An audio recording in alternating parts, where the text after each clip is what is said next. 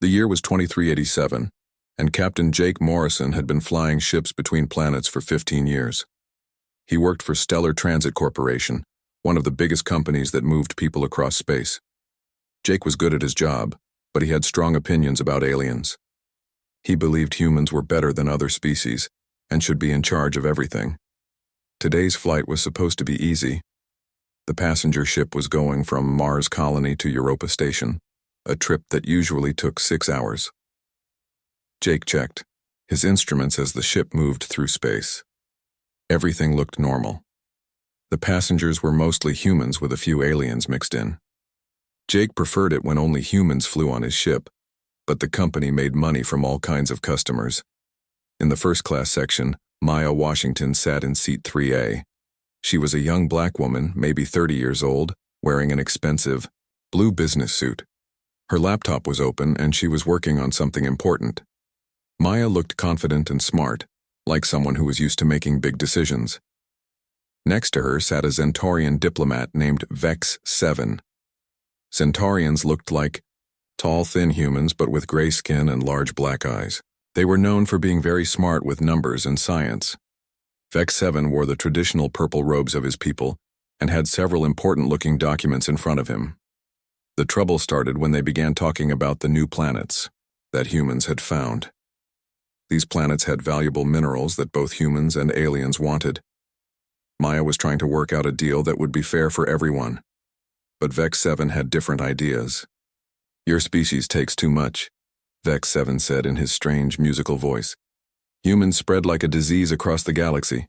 You claim planets without asking anyone else." Maya stayed calm but firm. "We follow all the proper rules when we start new colonies. We check if anyone else is already living there. We only take what we need." "What you need?" Vex 7 made a sound like laughing, but not in a nice way. "Humans always need more. More planets, more resources, more space. You never have enough." Other passengers started looking their way. Maya could feel people staring at them. She knew this conversation was important, not just for her but for all humans. The deal they were discussing could help human colonies get the materials they needed to grow and survive. "The Centaurian Empire has plenty of planets already," Maya said. "These new worlds are far from your territory. Humans found them first and we should have the right to use them." "Found them first?" Vex 7's voice got louder. "Your ships only look for easy targets. You avoid the dangerous areas where real explorers go. Humans are cowards who pick the safest options." Maya felt her anger rising, but she kept her voice steady. "That's not true. Human explorers have gone to some of the most dangerous places in space.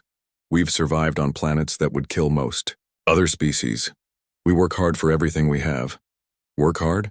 Vex 7 stood up from his seat. "You mean you fight and take from others? Humans are nothing but violent animals pretending to be civilized." That was too much for Maya. She stood up too, facing the alien diplomat. "How dare you call us animals? Humans have built amazing cities and ships. We've created art and music and literature. We've saved other species from disasters. We're not animals." "Prove it," Vex 7 said with a nasty smile. "Show me that humans can control their violent nature. I say your species should be banned from colonizing any new worlds. You're too dangerous to trust with that much power." Maya's hands were shaking with anger, but she knew she had to stay professional. This meeting could determine the future of human expansion into space. If she lost her temper, it would prove Vex 7's point about humans being violent. From the cockpit, Jake heard the voices, getting louder. He put the ship on autopilot and walked back to see what was happening. When he got to first class, he saw a black woman arguing with a Centaurian. In Jake's mind, this was simple. The alien was probably causing trouble, and the human passenger needed help. Jake didn't recognize Maya. He didn't know she was the daughter of Charles Washington, the man who owned Stellar Transit Corporation. To Jake, she was just another passenger who was making noise and disturbing the flight. "What's going on here?" Jake asked in his loud captain's voice. Maya turned to him with relief. "Captain, this Centaurian diplomat is making insulting statements about humans. We're trying to have a business discussion, but he's being very rude." Jake looked at Vex 7 and felt his old anger toward aliens rising up.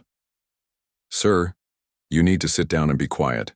This is a human ship, and you'll follow our rules." "I am a diplomatic representative," Vex 7 said proudly. "I have rights under galactic law." "I don't care about your alien laws," Jake said roughly. "You're disturbing my passengers and I want it stopped now." Maya tried to explain. "Captain, we're negotiating an important trade agreement. This discussion is necessary for both our species." But Jake wasn't listening. He saw an alien arguing with a human, and his prejudices took over his thinking. "Ma'am, you need to sit down too. I don't want any more fighting on my ship." "I'm not fighting," Maya said firmly. "I'm conducting business. This is a legitimate diplomatic meeting." Jake didn't believe her. In his experience, aliens always caused problems, and humans who talked to them usually got tricked or hurt. He decided to end this situation his way. "Both of you sit down right now or I'll have security deal with you when we land," Jake said loudly. Maya couldn't believe what was happening. "Captain, you don't understand. This meeting is very important. If we don't finish this discussion, it could hurt human colonies throughout the system." "I said sit down." Jake reached out and grabbed Maya's arm, pushing her roughly back toward her seat. Maya stumbled and almost fell. The whole first-class section went quiet. Other passengers stared in shock. Vex 7 watched with interest like he was enjoying the show. "You have just proven my point perfectly," Vex 7 said to Maya with satisfaction. "This is how humans really behave. Violence is your first choice, not your last resort." Jake pointed a finger at Vex 7. "And you keep your mouth shut, or you'll get the same treatment." Maya sat down slowly, her face burning with embarrassment and anger. Years of careful diplomatic work were being destroyed by one ignorant pilot. The trade agreement that could have helped millions of humans was probably ruined now. "When we land, both of you are getting reported to station security," Jake announced. "I don't tolerate troublemakers on my flights, no matter what species they are." He walked back to the cockpit, feeling proud of himself for handling the situation. Jake had no idea that he had just assaulted the daughter of his boss and destroyed an important business deal. He thought he was being a good captain by keeping order on his ship. Maya sat quietly for the rest of the flight, but inside she was planning. Her father had always taught her that actions have consequences. Captain Jake Morrison was about to learn that lesson in a very hard way. The ship landed at Europa Station with a soft bump. Jake felt good about the flight. He had handled a difficult situation and kept order on his ship. As passengers started leaving, he watched Maya Washington walk away with two men in black suits. Jake assumed they were station security coming to arrest her for causing trouble. "Good," Jake said to himself. "Maybe she'll learn not to argue with aliens in public." Jake had no idea that the men in black suits were not security officers. They were Charles Washington's personal bodyguards. Maya was not being arrested. She was being escorted to safety because she was one of the most important people in the solar system. After all the passengers left, Jake filled out his incident report. He wrote that he had stopped a fight between a difficult passenger and an alien diplomat. He made himself sound like a hero who had saved the day. Jake was sure his bosses would be proud of how he handled things. The next morning, Jake woke up in his small apartment near the landing docks. He made coffee and checked his messages. There was one from Station Commander Lisa Parker telling him to come to her office right away. Jake smiled. He figured she wanted to thank him for his good work yesterday. Jake put on his best uniform and walked to the command center. Europa Station was huge, with thousands of people living and working there. Ships came and went all day, carrying passengers and cargo between the planets. Jake loved being part of this busy world of space travel. When he reached Commander Parker's office, Jake knocked on the door. A voice told him to come in. Jake opened the door and stepped inside, expecting to see Lisa Parker behind her desk. Instead, he saw something that made his blood turn cold. Maya Washington was sitting in the commander's chair. She was wearing a different outfit today, a sharp black business suit that made her look even more powerful. Next to her stood a tall, strong black man with gray hair and expensive clothes. Jake had never seen this man before, but something about him made Jake feel very small and scared. "Captain Morrison," Maya said in a calm voice. "Please sit down." Jake's legs felt weak. He sat down in the chair across from the desk, trying to understand what was happening. "I'm sorry, ma'am, but I think there's been a mistake. I'm supposed to meet with Commander Parker." "Commander Parker works for me," the tall man said. His voice was deep and commanding. "Just like you do." Jake looked confused. "I don't understand. Who are you?" Maya leaned forward. "Captain Morrison, I'd like you to meet my father, Charles Washington. He owns Stellar Transit Corporation." The words hit Jake like a punch to the stomach. Charles Washington was the richest man in the solar system. He owned the company that Jake worked for.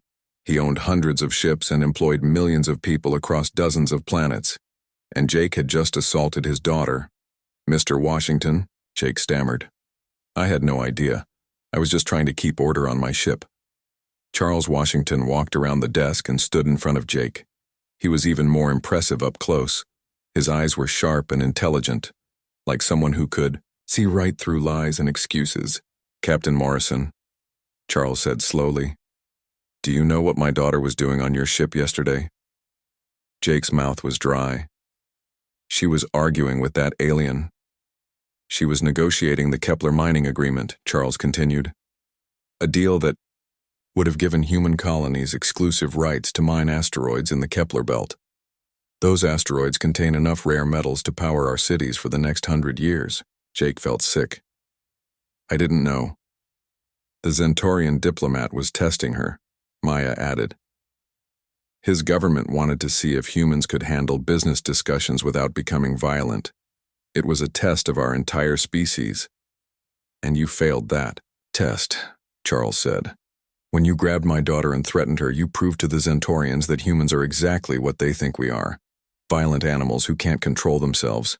Jake realized how bad this was. "Did we lose the deal?" "The Zentorians withdrew their offer this morning," Maya said. "They said they cannot do business with a species that treats their own people so badly.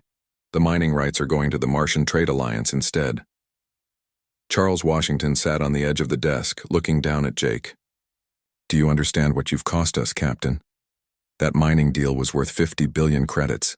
It would have created jobs for 500,000 humans. It would have made our colonies independent and strong." Jake wanted to disappear. "Sir, I'm sorry. I thought I was doing the right thing." "You thought an alien was causing trouble, so you attacked the human," Charles said. "You didn't bother to find out what was really happening. You just saw different skin colors and made assumptions." "That's not true," Jake protested weakly. Maya stood up and walked over to him. "Captain Morrison, I speak 6 alien languages. I have degrees in interspecies law and galactic economics. I've spent 10 years building relationships with alien governments, but when you saw me arguing with a Zentorian, you assumed I was just some troublemaker who needed to be controlled." Jake couldn't meet her eyes. Everything she said was true. He had looked at Maya and seen what he expected to see, not what was really there. "I could fire you right now," Charles said. "I could make sure you never fly again. But that won't get our mining deal back. It won't repair the damage you've done to human reputation." "Please, Mr. Washington," Jake begged. "I'll do anything to make this right." Charles and Maya looked at each other. They seemed to be having a silent conversation.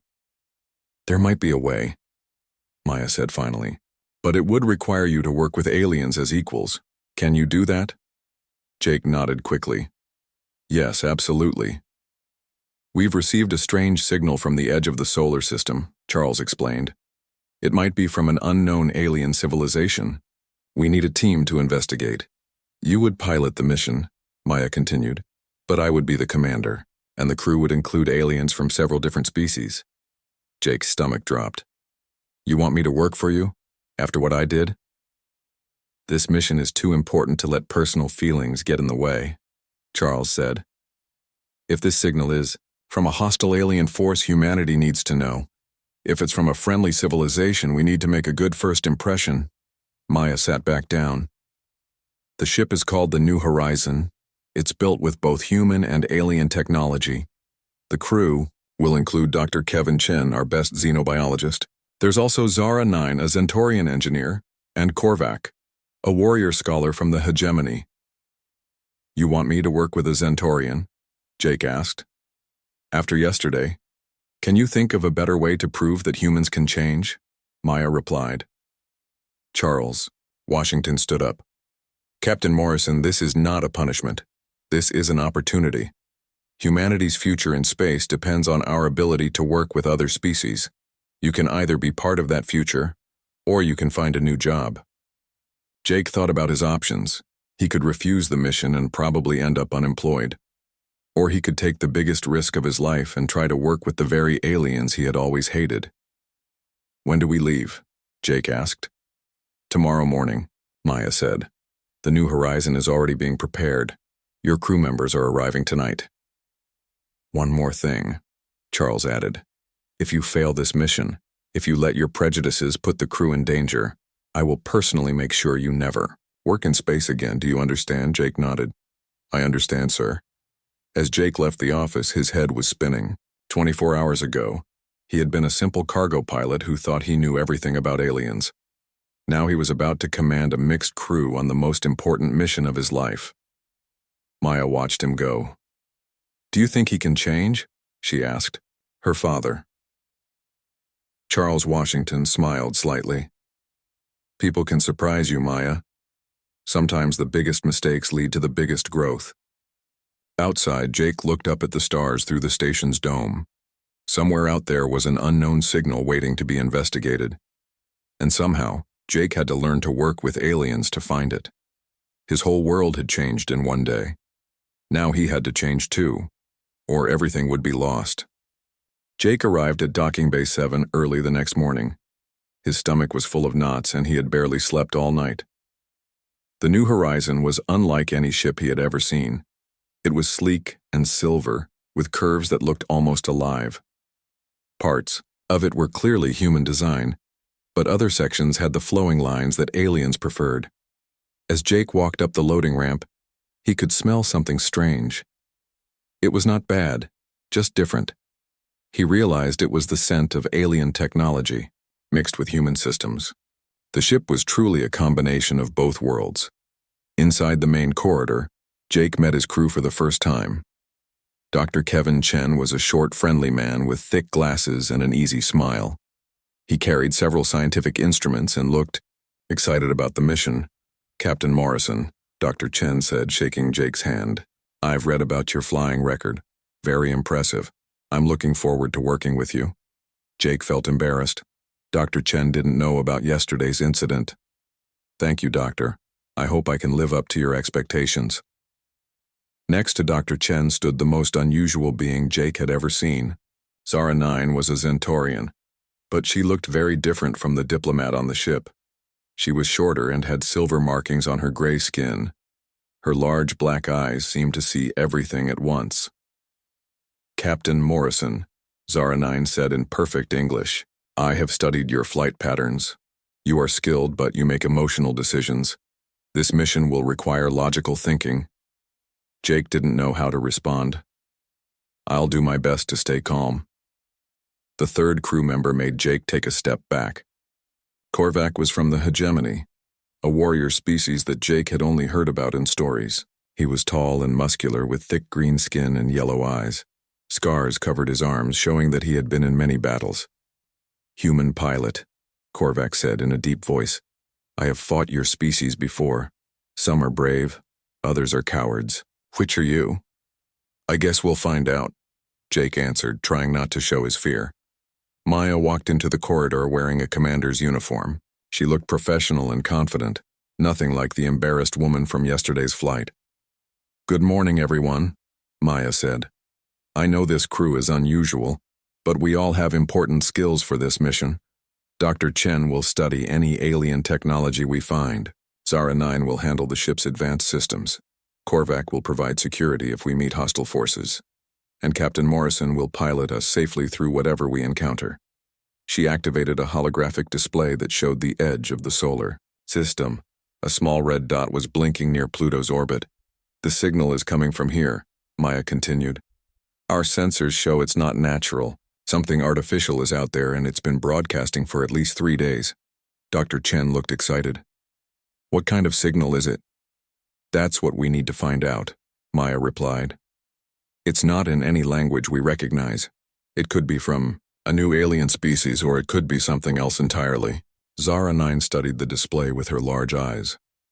The signal pattern suggests advanced technology. Whoever built the transmitter has science beyond most known species. Korvac crossed his arms. Could be a trap. Enemy forces often use signals to lure ships into ambush. Jake listened to them discuss the mission and felt very small. These three beings were experts in their fields. Dr. Chen knew more about aliens than anyone in the human military. Zara 9 could understand technology that would make Jake's head spin. Korvac had survived battles that would terrify most humans. What could Jake offer to this team? Captain Morrison, Maya said, noticing his quiet mood. What's your opinion? Jake thought carefully before answering. We need to be ready for anything. If it's a friendly signal, we want to make a good impression. If it's hostile, we need to be able to run fast. Wise words, Korvac said with what might have been approval. The New Horizon launched an hour later. Jake sat in the pilot's chair, his hands on controls that felt both familiar and strange. The ship responded to his commands, but he could feel the alien technology working alongside the human systems. It was like playing music with instruments he had never seen before. As they traveled through space, Jake began to understand his crew better. Dr. Chen was constantly curious about everything. He asked questions about Zentaurian science and hegemony culture. He treated everyone's knowledge as valuable no matter what species they came from. Zara 9 was incredibly smart, but she was also patient. When Jake made mistakes with the alien controls, she helped him learn instead of criticizing him. She explained how Zentaurian engineering worked and why certain designs were better than human alternatives. Korvac was more difficult to understand. He seemed to be watching Jake all the time, testing him. During their second day of travel, Jake finally asked him about it. Why do you keep staring at me? Jake said during their meal break. I am deciding if you are worth saving. Korvac replied bluntly. What do you mean? If we face danger, I must choose who to protect first. Leaders save valuable crew members and let worthless ones die. Jake felt angry, but then he thought about it differently. How do I prove I'm valuable? Show me you can. Put the mission before your fear, Korvac said. Maya watched these conversations with interest. She could see Jake trying to change, struggling with ideas that challenged everything he believed. It was not easy for him, but he was making an effort. On their third day, they reached the signal's location. What they found shocked everyone. Floating in the darkness was a massive ship, bigger than anything humans had ever built. It was black and covered with strange markings that seemed to move in the light. The ship looked ancient, like it had been drifting in space for thousands of years. By the ancestors, Korvac whispered. That is a predecessor vessel. Predecessors? Jake asked. Dr. Chen's voice was full of excitement and fear. The predecessors were an ancient alliance of species that ruled this part of the galaxy, long before humans ever left Earth. They disappeared mysteriously about 10,000 years ago. Zara 9 ran scans of the massive ship. It appears to be mostly dead, but there are still some energy readings. Parts of it might still be working. Maya made the decision that would change everything. We're going aboard. This could be the most important discovery in human history. Is that wise? Jake asked. We don't know what's over there. That's exactly why we need to investigate, Maya replied. If the predecessors left something behind, we need to know what it is. As they prepared to board the alien vessel, Jake felt a strange mix of terror and excitement.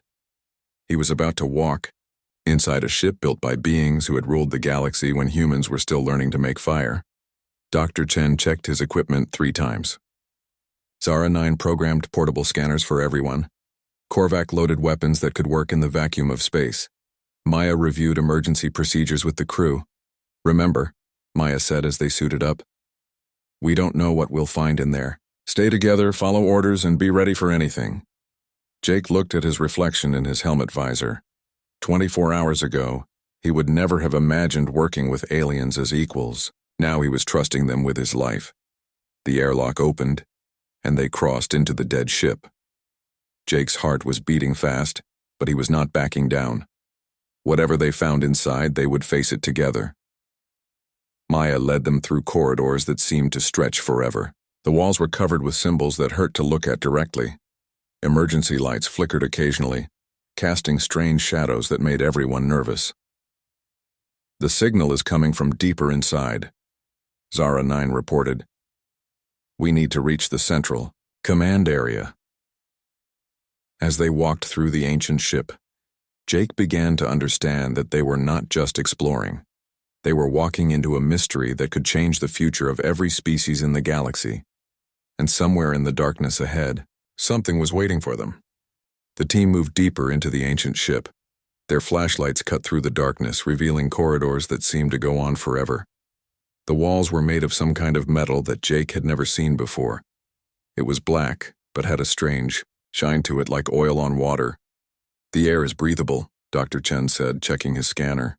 "Whatever these predecessors were, they needed oxygen just like we do." Maya led them through a maze of hallways. Sometimes they had to climb over fallen debris. Other times they squeezed through doorways that had partially collapsed. The ship was clearly very old, but parts of it still worked. Lights would flicker on as they walked by, then turn off after they passed. "It knows we're here," Zara 9 said quietly. "The ship's computer is still partially active." Korvac kept his weapon ready. "I don't like this. Dead ships should stay dead." After an hour of walking, they reached a massive circular room. The ceiling was so high that their lights couldn't reach it. In the center of the room stood a large crystal that glowed with soft blue light. Around the crystal were dozens of control panels covered with the same strange symbols they had seen throughout the ship. "This must be the command center," Maya said. "The signal is definitely coming from here." Dr. Chen approached the crystal carefully. "It's beautiful. The energy readings are incredible. This one crystal contains more power than our entire ship." As he got closer, the crystal began to glow brighter. Suddenly, the air above it shimmered and a figure appeared. It was a hologram of a being that looked almost human, but with longer arms and silver eyes. "Greetings, travelers," the hologram said in perfect English. "I am Commander Thane of the Predecessor Alliance. If you are seeing this message, then our civilization has already fallen." The team stood frozen. They were talking to someone who had been dead for thousands of years. "We left this message for whoever would come after us," the hologram continued. "We want to warn you about the enemy that destroyed us. They are called the Devourers, and they are still out there." "Devourers?" Maya whispered. The hologram gestured and new images appeared around them. They showed a galaxy full of beautiful worlds and space stations. Different species lived and worked together in peace. It looked like paradise. The Predecessor Alliance was made up of 12 different species, Commander Thane explained. "We had learned to put aside our differences and work together. For 5,000 years, we brought peace and prosperity to this part of the galaxy." The images changed, showing dark ships attacking the peaceful worlds. The attackers looked like shadows with teeth moving through space like living nightmares. But then the Devourers came from beyond our borders. They were unlike anything we had ever seen. They didn't want our worlds or our resources. They wanted to destroy everything that lived. Jake watched in horror as the dark ships consumed entire planets, leaving nothing but empty space behind. "We tried to fight them," the hologram continued, "but the Devourers had a terrible weapon. They could get inside our minds and turn us against each other. They would find our fears and prejudices and make them stronger." Dr. Chen stepped forward. "How did they do that?" "The Devourers feed on negative emotions," Commander Thane replied. "Hate, fear, anger, jealousy. These feelings make them stronger. They would infiltrate our worlds and whisper poison into our thoughts. Soon, species that had been friends for centuries were fighting each other." Zara 9 studied the images carefully. "They turned your own unity against you." "Exactly. The more we fought among ourselves, the weaker we became. The Devourers would wait until we had destroyed each other, then move in to finish what was left." Maya felt a chill run down her spine. "Are they still out there?" "Yes," the hologram said, sadly. "Our scouts detected them moving toward your solar system. They are still far away, but they are coming. It will take them perhaps 50 of your years to reach you. Korvac gripped his weapon tighter. How do we fight them? That is why we built this ship, Commander Thane explained. It contains our greatest weapons designed specifically to destroy the Devourers. But these weapons can only be activated by cooperation between multiple species. The hologram walked over to a control panel. We designed it this way on purpose. If any single species could operate our weapons, they might use them to conquer others. Only united civilizations can access our technology. Jake looked around at his diverse crew. You mean we have to work together to make it function? Precisely. The weapon systems require input from at least 4 different species, all working in perfect coordination. It was our final safeguard against the corruption that destroyed us. Dr. Chen was taking notes frantically. What kind of input? Each species must contribute what they do best, the hologram replied. Tactical thinking, scientific knowledge, engineering skill, and adaptive leadership. No single mind can provide all of these qualities at the level required. Maya understood immediately. That's why the Devourers are so dangerous. They turn diversity into weakness instead of strength. You are very wise, Commander Thane said. But understanding the threat is only the first step. You must return to your people and prepare them. The Devourers are masters of manipulation. They will try to divide your species from within before they ever attack directly. Suddenly, alarms began blaring throughout the ship. Red lights flashed, and the hologram's image flickered. What's happening? Jake shouted over the noise. Zara 9 checked her scanner. Multiple ships approaching fast, they're not on our side. Through the ship's ancient windows, they could see dark vessels emerging from the shadows. The ships looked wrong somehow, like they were made of living darkness instead of metal. Devourer scouts, Commander Thane said urgently. They have been watching this ship, waiting for someone to discover our message. You must escape and warn your people. How many ships? Korvac demanded. 6 scouts. Fast and deadly, but not the main fleet. You still have time to prepare. The ship shook as weapons fire hit the hull. The predecessor vessel was massive, but it was also very old. It wouldn't protect them for long. The weapon systems, Maya said quickly. Can we activate them now? Not without proper preparation, the hologram replied. The process takes hours and requires specific knowledge that you don't have yet. But take this. Commander Thane handed Maya a small crystal device. This contains all of our technical information. Study it, learn from it, and teach others. When the Devourers come in full force, you will need everything we can give you. Another explosion rocked the ship. Debris fell from the ceiling. We need to go now, Jake said. Our ship won't last long against those things. As they ran back toward their docking port, the hologram followed them, continuing to speak. Remember, the Devourer's greatest weapon is division. They will try to make your species hate each other. Don't let them succeed.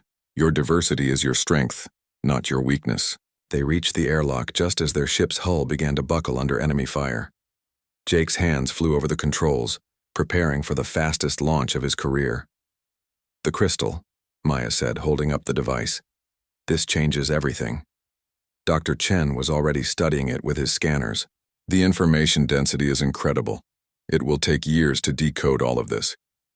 We don't have years, Korvac said grimly. Those scouts will report our location. The main fleet will know we discovered this place.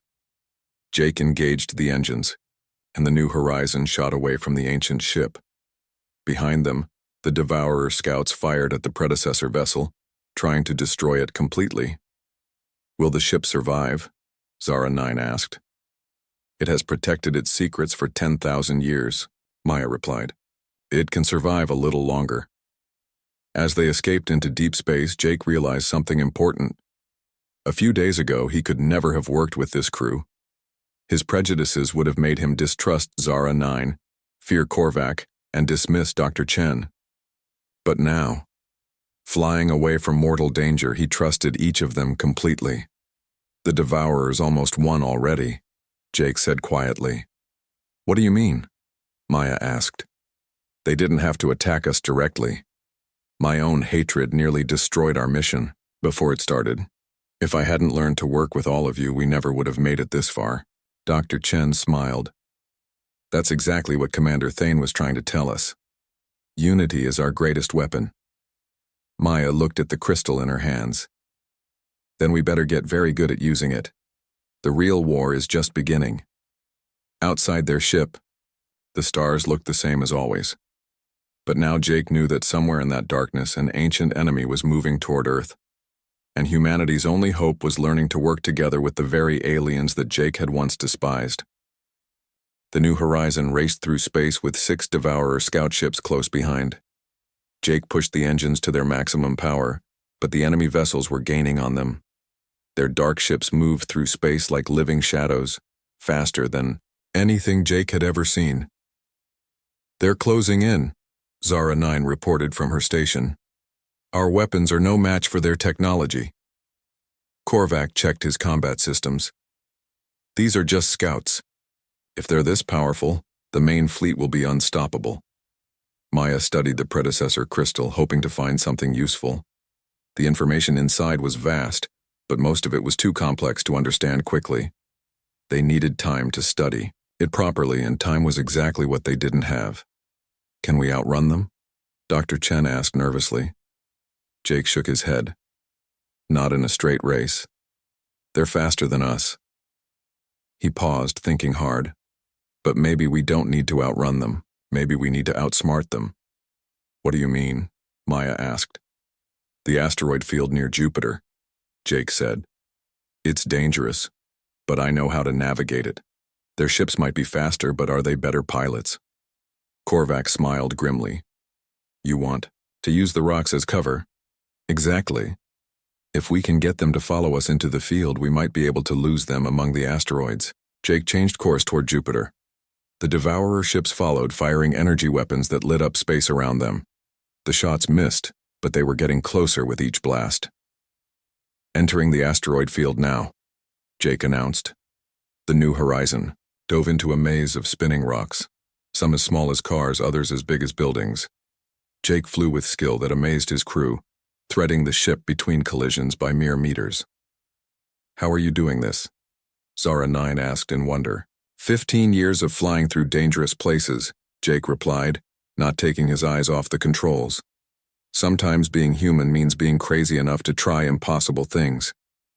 Behind them, the Devourer ships entered the field more carefully. They were fast, but they didn't know the tricks that human pilots used. Jake led them deeper into the densest part of the field, where chunks of rock tumbled in unpredictable patterns. They're falling behind, Dr. Chen reported with excitement. But the celebration was too early. The lead Devourer ship fired a weapon that Jake had never seen before. A wave of dark energy passed through the asteroids, turning them to dust.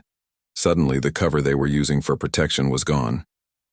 New plan needed, Korvac said dryly. Maya looked at the crystal again, and this time something caught her attention.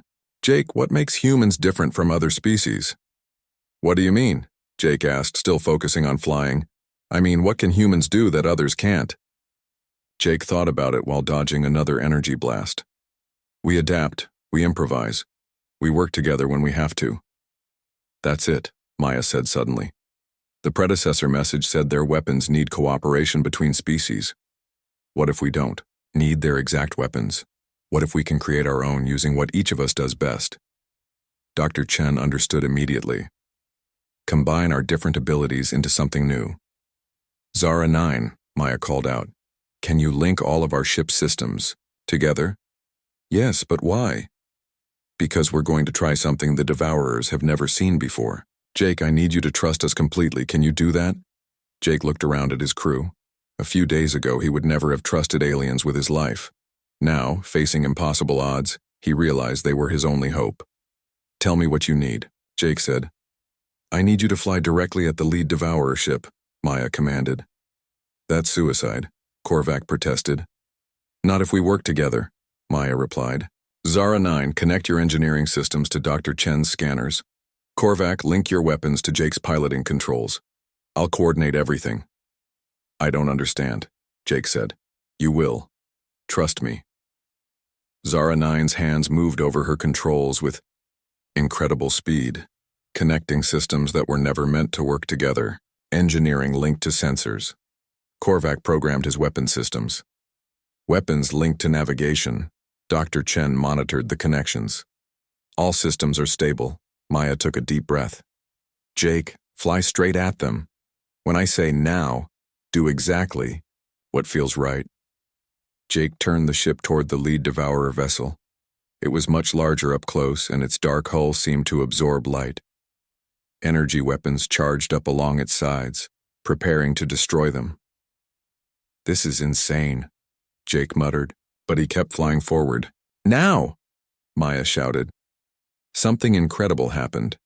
Jake could suddenly feel everything his crew was thinking. Zara 9's understanding of the ship's systems flowed into his mind. Korvac's combat instincts merged with his piloting skills.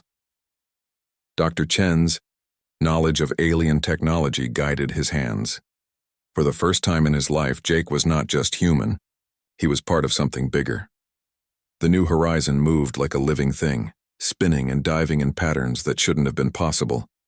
Jake fired weapons with precision that amazed even Korvac, hitting weak points that Dr. Chen identified in real time.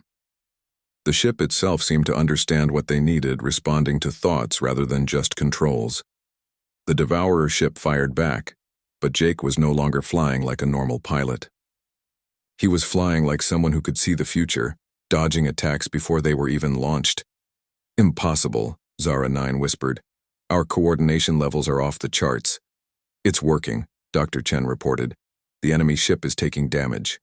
But the other 5 Devourer ships were closing in. Soon, the New Horizon would be surrounded and destroyed. Maya made a decision that would change everything. Jake, take us back to the predecessor ship. What? Why? Because now we know how to activate their weapons.